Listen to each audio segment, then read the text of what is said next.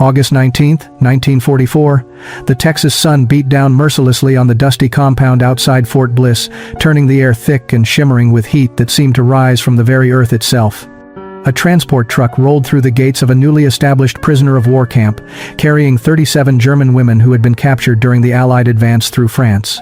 They had crossed an ocean expecting the worst, prepared for the cruelty and deprivation they had been taught to expect from American captors. Instead, they found themselves in a land so impossibly green and abundant that it seemed like a mirage born from exhaustion and fear. 22-year-old Greta Hoffman pressed her face against the small window of the truck, watching as they passed fields of crops stretching endlessly toward the horizon. She had served as a communications operator for the Wehrmacht, believing she was protecting her homeland from invasion.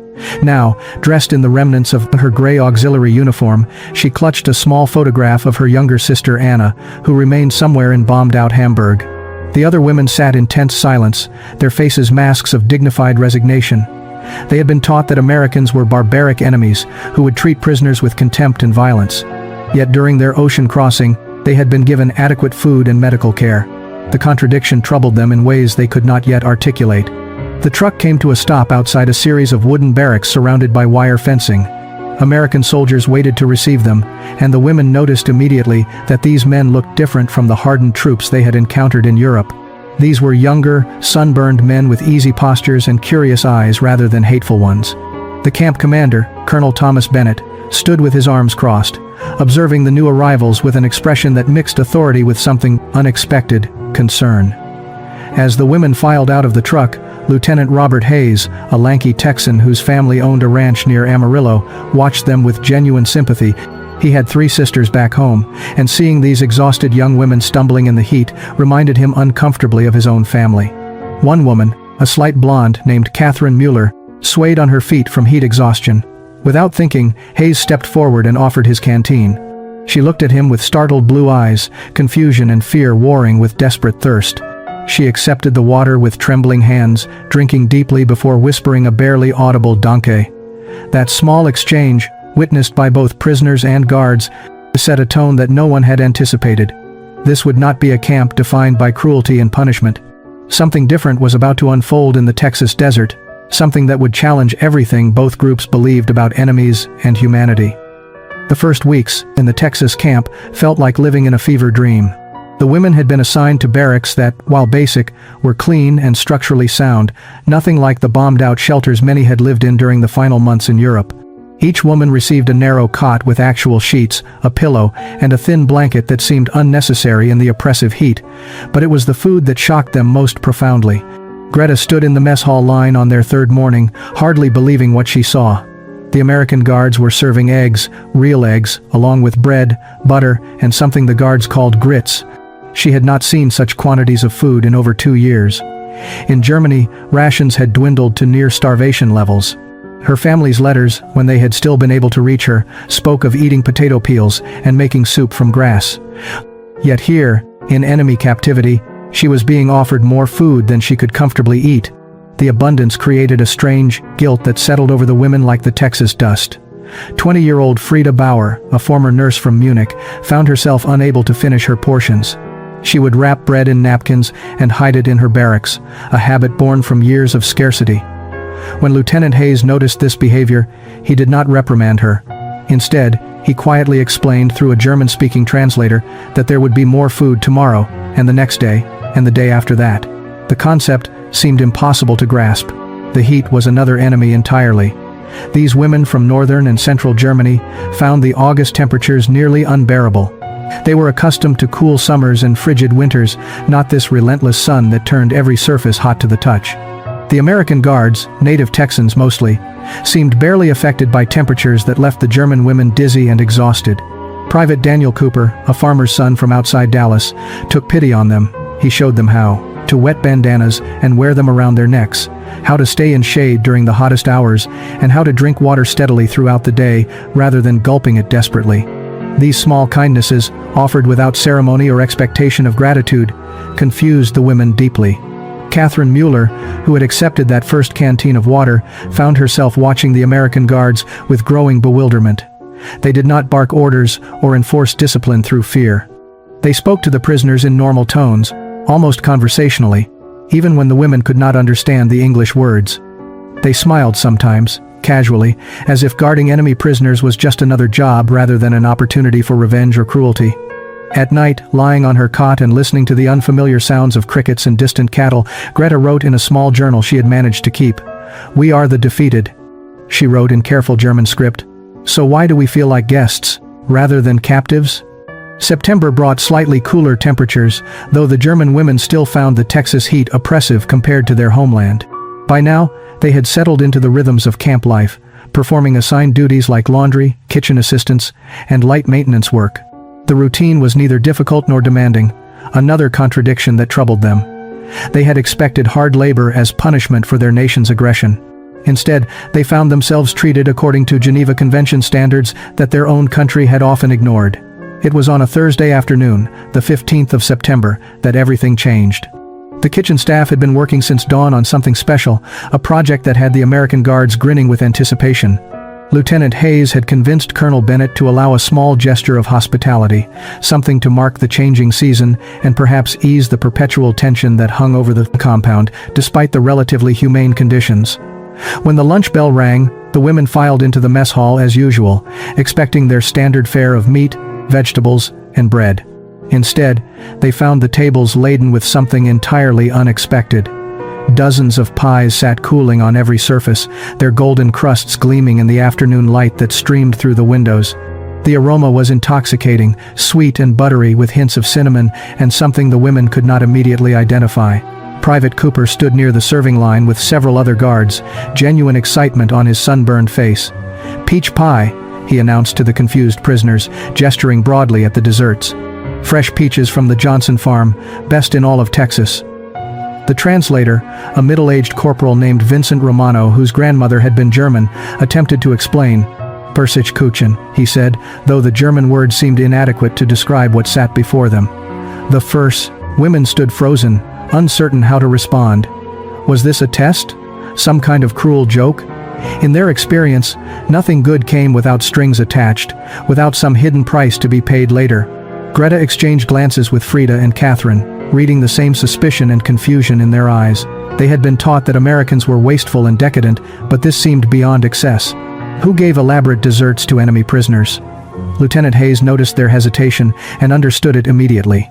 He picked up a slice, took a generous bite, and smiled with obvious pleasure. "It's not poisoned," he said through Corporal Romano's translation, his tone gentle rather than mocking. "It's just pie. My mama makes one just like this every Sunday back home. Thought you ladies might enjoy a taste of what Texas does best." Still, no one moved.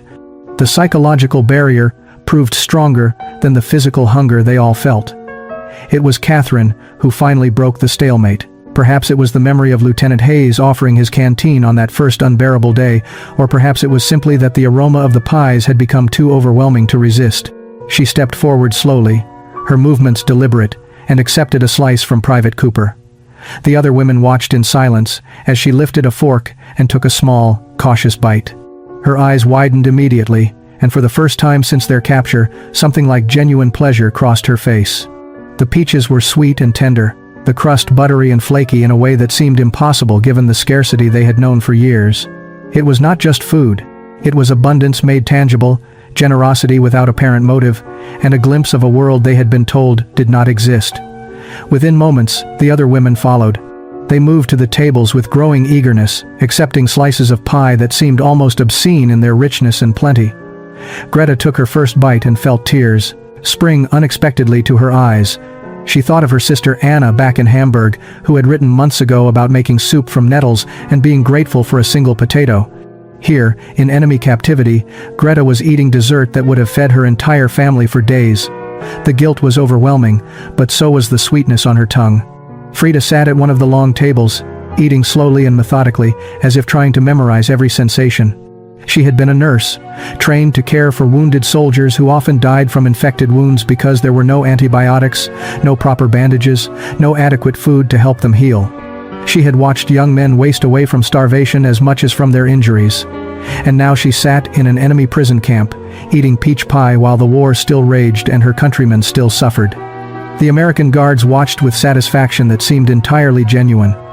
Private Cooper sat down across from several of the women, eating his own slice of pie with obvious enjoyment. He tried to explain through gestures and the few German words he had picked up that his family grew peaches, that this was a normal thing in Texas, not some extraordinary luxury. But the women could not comprehend normalcy that included such sweetness. For them, sweetness had become a memory, something from childhood or peacetime, not something that existed in the middle of a devastating war. Corporal Romano moved between tables, facilitating halting conversations. He asked the women if they liked the pie, translated their overwhelmed responses, and watched as something fundamental shifted in the atmosphere of the camp. Food, that most basic of human needs, had become a bridge across the chasm of enmity and suspicion. October brought the first relief from the relentless heat, and with it, a delivery that changed everything. The International Red Cross had finally established a reliable mail system between the United States and occupied Europe, and letters began arriving at the camp for the first time since the women's capture. Colonel Bennett called an assembly in the mess hall, holding a canvas bag filled with envelopes that represented both hope and dread for the 37 prisoners under his command. Not every woman received a letter. Some had given addresses that no longer existed, buildings reduced to rubble by Allied bombing campaigns. Others had listed family members who might be dead, displaced, or unable to access postal services in the chaos of Germany's collapsing infrastructure. But for the 23 women whose names were called, the emotions were overwhelming and complex. Greta's hands shook as she accepted the thin envelope bearing her mother's handwriting. She retreated to her bunk and sat for nearly an hour before finding the courage to open it. When she finally did, the words seemed to leap off the page with desperate urgency. Her mother wrote of constant hunger, of eating grass and boiling leather to make something resembling broth. Their apartment building had been partially destroyed in a bombing raid. They now lived in the basement with 4 other families, sharing 2 rooms and a single functioning toilet. Her sister Anna, only 16 years old, had been conscripted to work in a munitions factory, where accidents were common and safety measures non-existent. Every sentence dripped with suffering that made Greta's comfortable cot and regular meals feel like unforgivable luxuries. Frida's letter brought even worse news. Her entire neighborhood in Munich had been firebombed. Her parents were confirmed dead, killed instantly when their building collapsed. Her younger brother was missing, possibly conscripted into the Volkssturm, the desperate last-ditch militia of old men and boys that Germany was now fielding as the Allies closed in from both east and west. The letter came from a cousin who had fled to the countryside, written in shaky handwriting that suggested the writer was either very old or very traumatized. Catherine read her letter in the latrine, the only place she could find privacy to sob. Her family had survived physically, but her father had been arrested by the Gestapo for making defeatist comments. No one knew where he had been taken or if he was still alive. Her mother and 2 younger siblings were living on charity from neighbors who had little enough themselves. That evening, the mess hall was quieter than it had been since the peach pie day. The American guards noticed the change immediately, the way the women moved with heavier steps, their faces drawn with fresh grief and guilt. When dessert was served, a simple bread pudding, many of the women could not eat it. They sat staring at their plates, thinking of families who would consider such food an unimaginable feast. Lieutenant Hayes consulted quietly with Corporal Romano, trying to understand what had happened. The letters from home created a psychological crisis among the women that no amount of American kindness could easily resolve. They found themselves caught between 2 irreconcilable realities. In one world, their families starved and suffered under Allied bombardment and the collapsing Nazi regime. In the other world, their present reality, they ate 3 meals a day, slept in clean beds, and were occasionally served peach pie by enemy soldiers who treated them with unexpected decency. The contrast was not just uncomfortable, it felt like a moral failure, as if their relative comfort represented a betrayal of everyone they had left behind. Greta stopped eating desserts entirely. When the kitchen staff served cake or pie or any sweet thing, she would pass her portion to another prisoner or simply leave it untouched on her plate. She could not swallow sweetness while imagining her sister Anna chewing grass to fill her stomach. Frida began working longer hours in the camp infirmary, volunteering for every available shift as if exhaustion might serve as penance for being well fed while her family lay dead in Munich's ruins. She scrubbed floors that were already clean, organized supplies that were already organized, anything to avoid the quiet moments when guilt could overwhelm her. Catherine wrote letters home obsessively, filling page after page with apologies for being captured, for being alive, for not suffering as much as those she loved. She tried to explain the American camp to her mother but found herself unable to describe the peach pie, the abundance, the kindness. How could she tell her starving family that their enemies fed her better than her own country ever had? The American guards watched these transformations with growing concern. Lieutenant Hayes approached Corporal Romano one evening after the women had returned to their barracks. "They're punishing themselves," he said, frustration evident in his voice. "We're trying to follow the Geneva Convention, treat them humanely, and they act like we're torturing them with kindness." Romano, whose understanding of German psychology ran deeper than most, tried to explain. "Sir, imagine if the situation were reversed. Imagine you were captured, and while you ate well, you knew your sisters back in Texas were starving. Wouldn't you feel guilty? Wouldn't every good meal feel like you were taking food from their mouths?" Hayes had no answer to that. The paradox seemed impossible to resolve. Private Cooper, who had grown particularly fond of the prisoners after their joyful response to his family's peaches, decided to try a different approach. He began sharing stories of his own family's struggles during the Great Depression, how they had nearly lost their farm, how his younger brother had died from pneumonia because they could not afford a doctor. He told these stories in simple English while Corporal Romano translated, trying to communicate that suffering was not unique to Germany, that Americans understood hardship too. Some of the women listened politely, but remained unconvinced. Their guilt ran too deep for such easy comfort. But others, including Greta, began to see something important in Cooper's words. Perhaps accepting kindness was not the same as forgetting those who suffered. The American guards at the Fort Bliss camp were an unexpected collection of men, most of them too young or too old for frontline combat, assigned to prisoner supervision because of medical disqualifications, agricultural deferments, or simple bureaucratic chance. They came primarily from Texas and neighboring states, men who had grown up on ranches and farms, who understood hard work and harder times, and who brought with them a straightforward decency that had nothing to do with military protocol and everything to do with how they had been raised. The German women had begun calling them Cowboys almost immediately after arrival, a term that amused the guards immensely since only a handful actually worked cattle. But the nickname stuck because it captured something essential about these men.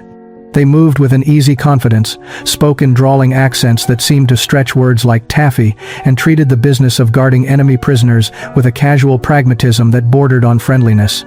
It was Private Cooper who first earned genuine trust from the women, not through any grand gesture but through consistent small kindnesses that accumulated over weeks and months. He noticed when Catherine's shoes were falling apart and requisitioned new ones without being asked.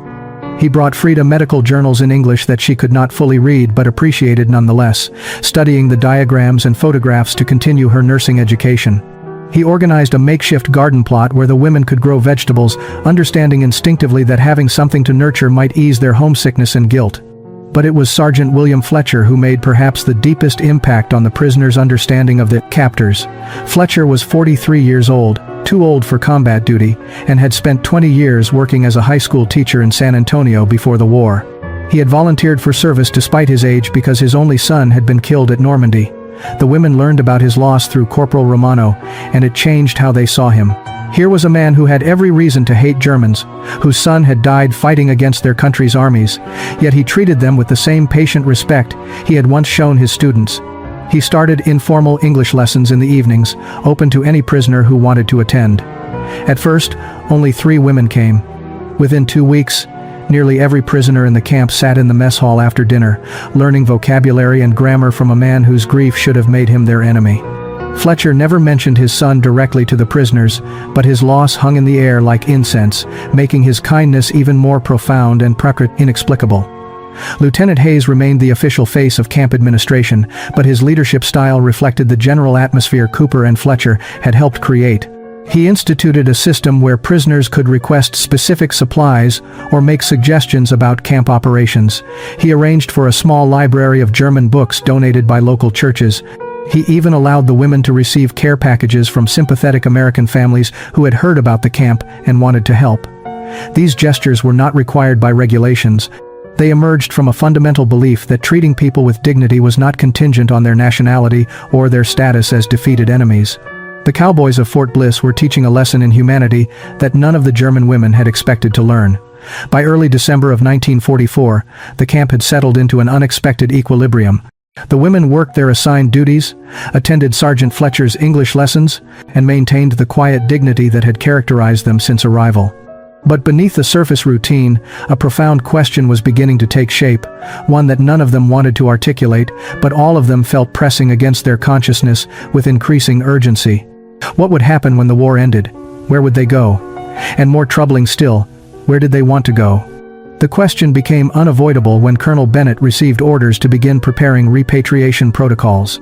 The War Department anticipated that Germany would collapse within months, and plans needed to be established for processing and returning the thousands of prisoners held in camps across America.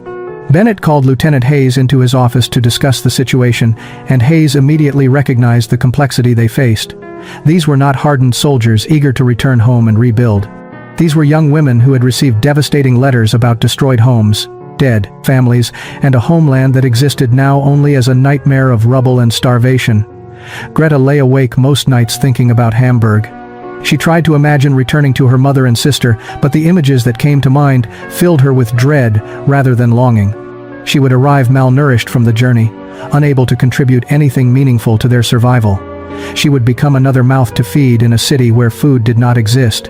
Her nursing skills might be useful, but the letters suggested that medical supplies were non-existent, that doctors were performing amputations without anesthesia and watching patients die from infections that any basic antibiotic could cure. What good could she do in a place where helplessness was the only constant? More disturbing than these practical concerns was a realization that crept over her in quiet moments. She did not want to return to Germany. Not because she had stopped loving her family or ceased caring about her homeland's suffering, but because she had discovered something in Texas that she had never experienced in her entire life. She had discovered what it felt like to live without fear. In Germany, even before the war's devastation, she had lived under the constant pressure of conformity and surveillance. Every word was measured, every opinion filtered through the lens of what was safe to express. The Reich demanded total loyalty and punished doubt with ruthless efficiency. She had joined the Women's Auxiliary Corps not from patriotic fervor, but because refusal would have marked her family as suspect, as enemies of the state. Here in the American camp, she could think freely for the first time. She could question, doubt, and explore ideas without terror of denunciation. The irony was not lost on her. She felt more free in enemy captivity than she had ever felt in her own country. Frida and Catherine were experiencing similar revelations, though they expressed them differently.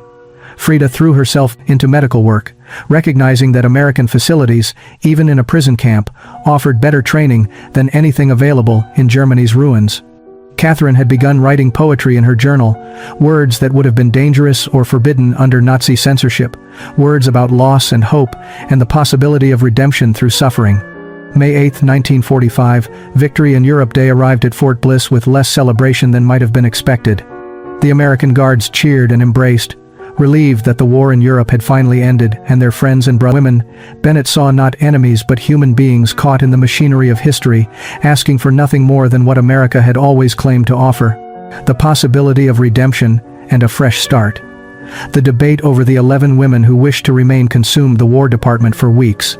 Colonel Bennett sent urgent communications to Washington, outlining the unprecedented situation and arguing for humanitarian consideration. Lieutenant Hayes wrote a personal letter to his congressman, describing the transformation he had witnessed and the genuine remorse these women had shown upon learning the full truth about their country's actions. Sergeant Fletcher organized a petition signed by every American staff member at the camp, testifying to the women's character and their potential contributions to American society. But it was the response from the local community that ultimately made the difference. Private Cooper's family, the peach farmers who had donated fruit for that transformative September afternoon, offered to sponsor Greta. They would provide housing and employment, guaranteeing she would not become a burden on public resources. Similar offers came from other Texas families, many of them motivated by religious convictions about forgiveness and redemption. The Henderson family, whose son had died at Anzio, offered to sponsor Catherine, seeing in her an opportunity to honor their lost child by showing mercy to a former enemy. A hospital in San Antonio agreed to continue Frida's medical training, recognizing talent that should not be wasted because of an accident of birth. By July, all 11 women had found American sponsors willing to vouch for them and support their transition from prisoners to immigrants. The bureaucratic machinery ground slowly, but eventually, a solution emerged. The women would be reclassified as displaced persons rather than prisoners of war, making them eligible for special immigration status under emergency wartime provisions. They would need to prove themselves through work and good conduct, and their status would be reviewed annually. But they would be given the chance they had requested, the opportunity to build new lives in the country that had defeated their homeland. The remaining 26 women who chose repatriation did so with mixed emotions. Some genuinely longed to return to families they hoped had survived. Others felt duty-bound to help rebuild their shattered country, carrying with them the lessons of kindness and dignity they had learned from their American captors. On the day of departure, August 3, 1945, the camp assembled for a final gathering. Those leaving and those staying embraced tearfully, promising to write, to remember, to carry forward the unexpected grace they had all experienced in this unlikely. Others fighting overseas would soon come home. But in the women's barracks, the mood was somber and fearful. Victory meant repatriation. Victory meant returning to a Germany they no longer recognized and were not certain they wanted to see. Colonel Bennett scheduled an assembly for May 15 to announce official repatriation procedures. The women gathered in the mess hall with expressions ranging from resignation to barely concealed panic. Bennett stood before them with Lieutenant Hayes at his side, holding documents from the War Department that outlined the process for returning prisoners to occupied Germany. Before he could begin his prepared remarks, Greta stood up.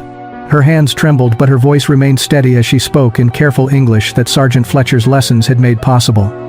"Colonel Bennett, may I speak?" Bennett, surprised but curious, nodded his permission. Greta looked around at her fellow prisoners, reading in their faces the same turmoil she felt in her own heart. "Some of us," she began, choosing her words with painful precision. "Some of us do not wish to return to Germany immediately. We know this is an unusual request. We know we are prisoners who should want freedom in our own country. But Germany is not home anymore. The Germany we knew is destroyed. The Germany we served was built on lies we did not see until we came here." A murmur ran through both the prisoners and the guards. Catherine stood next, followed by Frida and 8 other women. 11 women out of 37, standing together in a choice that defied every expectation and regulation. Lieutenant Hayes stepped forward, his expression troubled. "Ladies, I need to understand what you're asking. You want to remain in the camp? To stay in custody rather than accept repatriation?" Frida answered in her improving English. "We want chance to stay in America, to work, to contribute. We have families in Germany, yes, but they are dead or scattered. We have no homes to return to. Here, we have found something we cannot explain. Kindness without reason, hope without condition. We want to earn right to build new lives in this country." The words hung in the air like a prayer or a plea. Private Cooper looked at Lieutenant Hayes with an expression that clearly said, these women should be allowed to stay. Sergeant Fletcher nodded slowly, his grief over his lost son somehow finding meaning in the possibility of offering these former enemies a second chance. But Colonel Bennett understood the impossible complexity of their request. They were enemy nationals, prisoners of war, with no legal pathway to immigration. The regulations were clear, and the political climate was uncertain. Americans had sacrificed enormously to win this war. How would they react to former enemy soldiers being allowed to remain in the country? Yet looking at these 11 place, Colonel Bennett addressed both groups with words that would be remembered long after the war faded into history. "You came here as our enemies?" he said. "You leave as something none of us expected. As friends, as students of what America can be at its best. Some of you return to Germany to rebuild. Others remain here to build anew. Both choices require courage, and both honor the best parts of human nature." Greta stood with the others who were staying, watching the transport trucks carry away women who had become sisters through shared captivity and transformation. In her pocket, she carried a carefully wrapped slice of dried peach, preserved from that September day when everything had changed. It had become her talisman, her reminder that sweetness could exist even in the bitterest circumstances, that enemies could become friends through the simple act of sharing what they had.